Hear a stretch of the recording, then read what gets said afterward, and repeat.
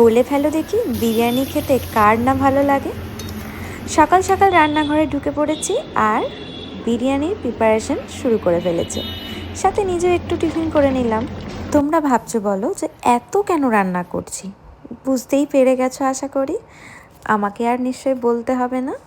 সেদিনে ছিল teachers day, আর আমার এই পুচকি পুচকি মেয়েগুলো আমাকে সারপ্রাইজ দেবে বলে তারা কত কিছুই না ভেবে রেখেছে। আমিও কদিন ধরে একটু করে নোটিস করছিলাম, কারণ আমি যাওয়ার আগে বা পরে একটু একটু গল্প চলছিল, তাতে আমি একটু একটু কানে শুনছিলাম। কেন, ওই তো স্যালনের মধ্যেই আলোচনা করছিল। সব প্ল্যান করে নেওয়ার পর আমাকে ডায়েট না বলুক, ইনডাইরেক্টভাবে বলার চেষ্টা করে যে 5 তারিখ দিদি তুমি বিজি আছো, কোথাও কি যাবে? তো সত্যি আমার একটা জায়গায় যাওয়ার সত্যি সেদিন কথা ছিল, কিন্তু ওরাও এই এত সুন্দর একটা চিন্তা ভাবনা করে রেখেছে যেটা আমিও বুঝতে পারছিলাম। তো সেই জন্য দেখলাম যে ঠিক আছে চলো, আজকে দিনটা নয় ওদের জন্য বলে দেওয়া হয়েছিল যেন আমি সেদিনে ক্যামেরা না দেখি। তো যাই হোক, আমিও সেটাই চেষ্টা করেছিলাম যে না ঠিক আছে, আজকের দিনটাই আমি আর ফোন খুলবো না। এই ব্যাচটা আমার এত ছটপটে, মানে যেটা বলবো হয়তো সেটা কম হয়ে যাবে বলা। আর যেটা আমার সব থেকে ভালো লাগে, ওদের মধ্যে এত ভালো বন্ডিং, মানে যেটা বলার না।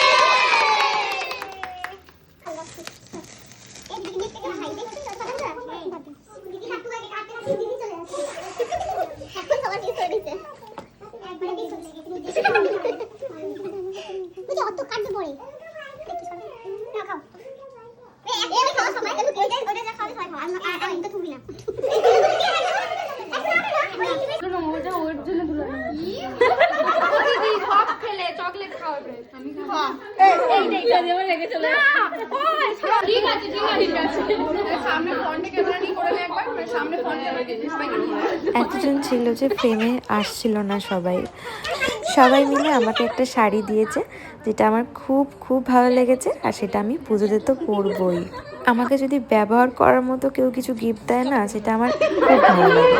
তার সাথে আমার এক স্টুডেন্ট দেখো আমাকে এঁকেছে মাটির থালার উপরে। এছাড়াও কুর্তি, হার, এগুলো তো সবই ছিল। চলো এবার খাবার পর্বে যাওয়া যাক। সেটা তোমরা প্রথমেই দেখে নিয়েছো, বিরিয়ানি। এটা এখানে সবার পছন্দের খাবার, তাই আমি ঠিক করেছিলাম তাহলে বিরিয়ানিটাই করা যাক। আর তার মধ্যে আমি আগের দিন রাতের বেলায়, মানে বিকেলের দিকে, আমি গ্রুপেরই দুজনের কাছে জেনে নিয়েছিলাম যে আরে তোরা কজন আসবে সেটা তো আমায় জানা। তো যাই হোক, তারা বলেছিল যে 26 থেকে 28 জন দিদি আসবে। তো সেই মতো ভাবেই আমি আয়োজন শুরু করে ফেলি। বিরিয়ানি আমরা একদম মানে দোকানকে ফেল করে দেবো।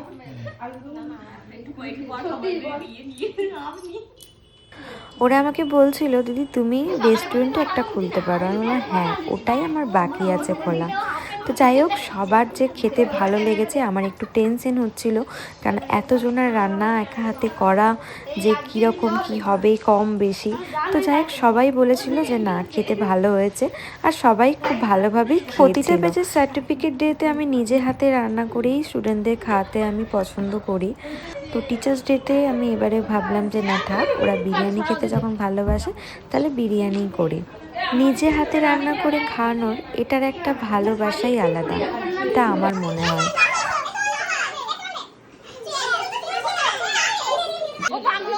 এদের খ্যাপামো দেখতে গেলে, মানে কারোর যদি মন খারাপ থাকে তো এদের কাছে থাকলে তোমার মন ভালো হয়ে যাবে, আমি এটুকু বলতে পারি। তো দেখো, এরপর চলে এলো ওদের নাচানাচিতে। তো একটু ওরা নাচা গানা করে নিল।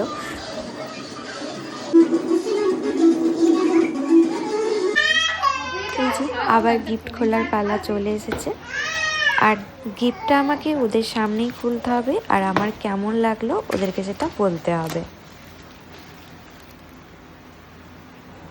এটা এত সুন্দর জিনিস, যেটা পছন্দ হওয়া তো মানে না বলার তো কোনো কথাই নয়।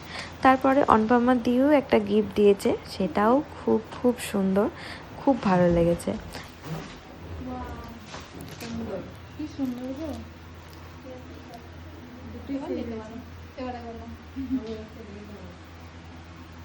খুব সুন্দর হয়েছে, আমার সত্যিই খুব ভালো লেগেছে।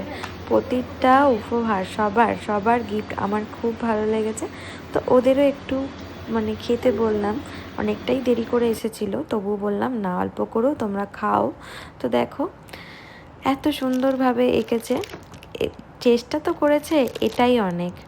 কিন্তু পিঙ্কি সেদিনে আসতে পারেনি, ও আগের দিনে আমাকে গিফট দিয়ে দিয়েছিল। বিশ্বাস করো এই ভিডিওটা এডিট করতে করতে আমি একটা জিনিসই ভাবছি যে না, আমি পেরেছি। আমার স্বপ্ন পূরণের সাথে সাথে আমি অনেক মেয়ের স্বপ্ন পূরণ করতে পেরেছি। তারা নিজের পায়ে দাঁড়িয়ে নিজেদের ছোট্ট ছোট্ট স্বপ্ন এবং তাদের পরিবারের পাশে দাঁড়ানো, সেটা আমি পেরেছি। তোদেরকে অনেক অনেক ভালোবাসা, তোরা অনেক বড় হ আর নিজেদের স্বপ্নগুলো তোরা পূরণ কর।